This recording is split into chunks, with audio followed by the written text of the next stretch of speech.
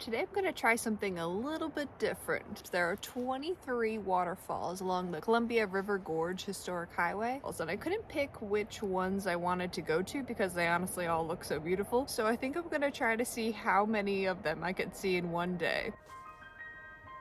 The Columbia River Gorge runs 80 miles on the border of Oregon and Washington, with cliff walls towering up to 4,000 feet tall. These towering cliffs leave Mother Nature many opportunities to create many unique and massive waterfalls. All right, we arrived at Latrell Falls? I'm probably pronouncing that wrong. I'm gonna do that a lot today. But first, we're proteining up, because this is business. This falls drops a whopping 249 feet. I didn't know what to expect when I went to this one, but this reset my expectations for the trip for sure. That was just a quick walk up the hill. Do I count it?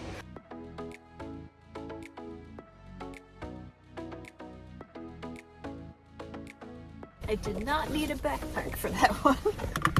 Probably for most of them. I might be able to do this. All right, on to the next. All right, we're at number 2, Shepherd's Dell Falls. So let's take a look at that one. Shepherd's Dell was actually named after the dairy farmer who donated his land to the state with the waterfall on his property so that all could come and enjoy it back in 1915. And we are very grateful that he did. This one is actually kind of awesome.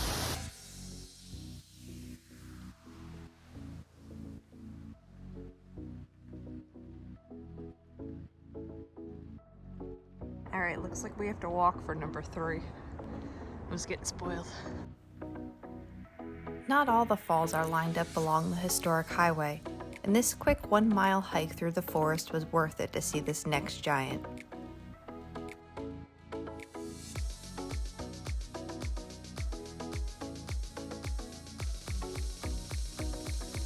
Bridal Falls drops 120 feet and has 2 wide tiers which looks like a bridal veil.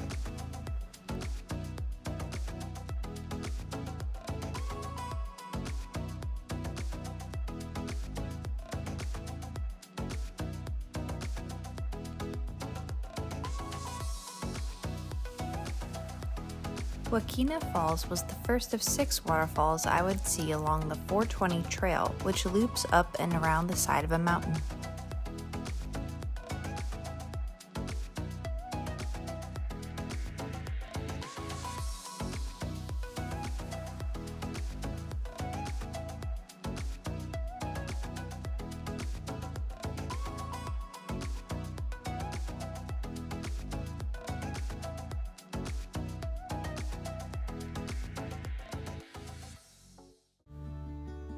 This trail offers stunning views of the Columbia River Gorge along the way.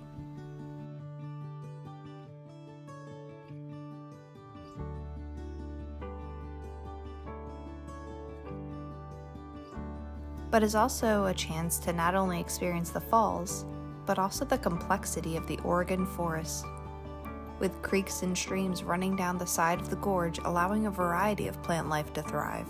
We are coming up on number.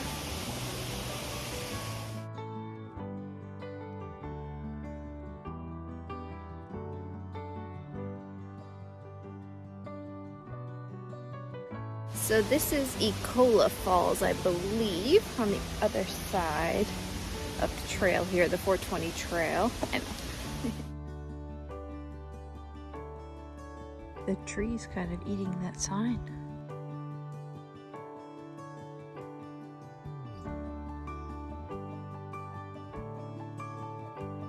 I heard someone describe Oregon as moody, and yeah, I can see it. The forest was charred from a forest fire. Most of the bottom halves of the trees were blackened from the flames, which created a weird new world that I got to walk through. The sun peered through the trees and the forest smelled like pine and a hint of smoke. We don't get frequent forest fires where I'm from, so walking through a forest that had survived one was a fascinating thing for me.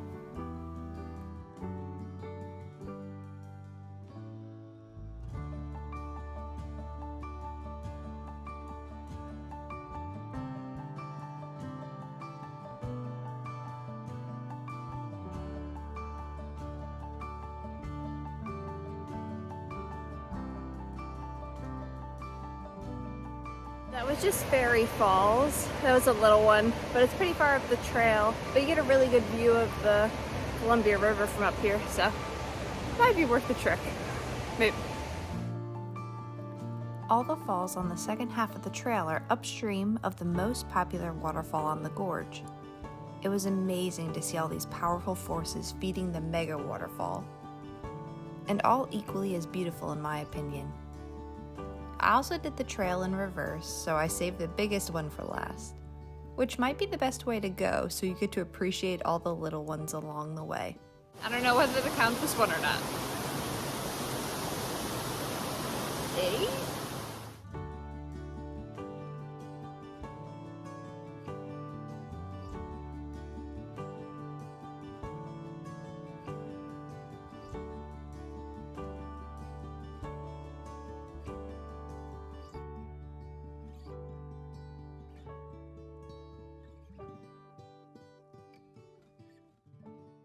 So next up is Multnomah,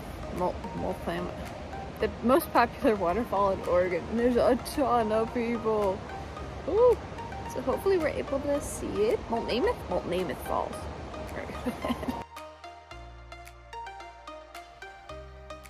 Finally, at the end of the trail, I came to Multnomah Falls. I was nowhere near close to pronouncing that one right, and I still don't know if I'm pronouncing it right. This beauty drops a total of 620 feet. That's right, I said 620 feet.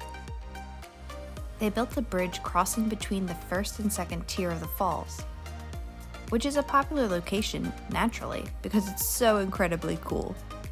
So if you want to experience this place to yourself, come early and avoid weekends. Every view of this falls was stunning. As you descend or ascend, depending on which way you're going, you get to see a different angle of the falls, giving it a whole new look. Definitely worth the trip.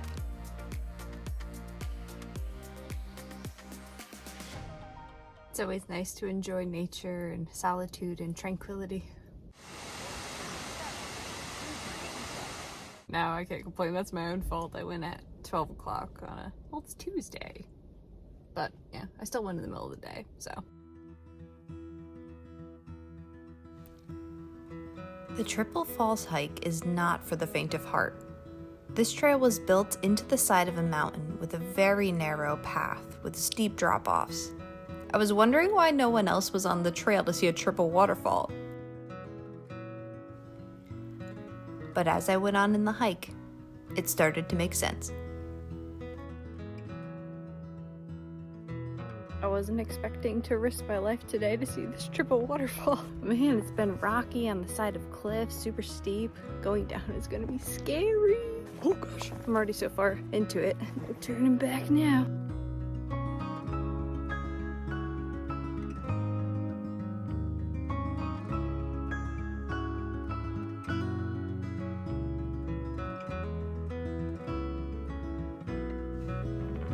I will say though, a triple waterfall is almost as cool as a double rainbow.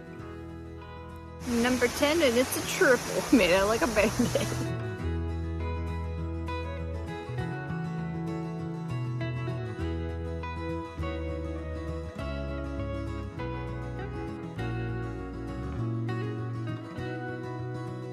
I did not notice this on the way down. That is freaky.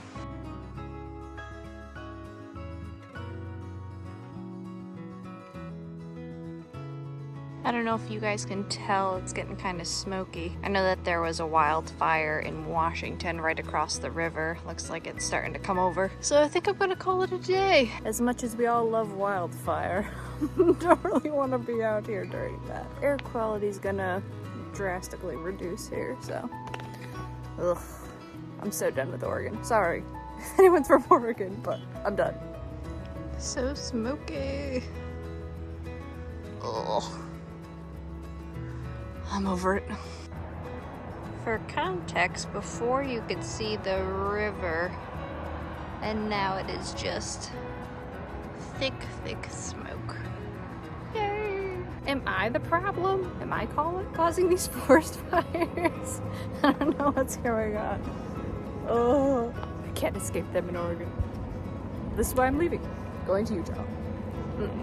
10 falls in one day is great. I would have loved to have kept exploring the Columbia River Gorge, but I was not able to hike in all that smoke. If I do ever return, I will be coming back to see what the rest of the gorge has to offer.